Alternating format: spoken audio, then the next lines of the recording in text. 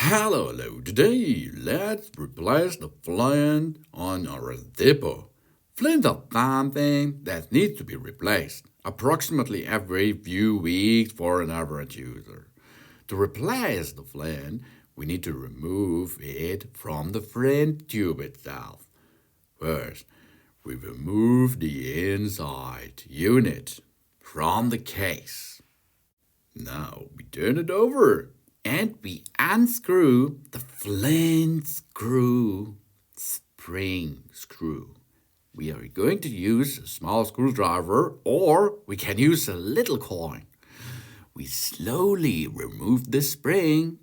The spring is under tension, so we be sure it doesn't fly away. Good job here.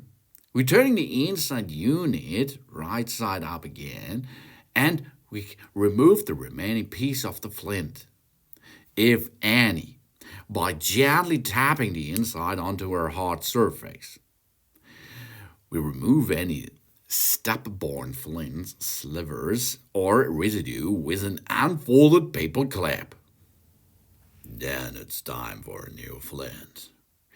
We are going to remove a new flint out of the box, and then we insert a new flint in the brass-colored flint tube.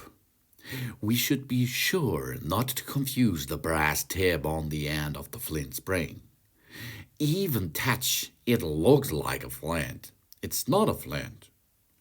We replace the flint spring and turn it clockwise until it tight.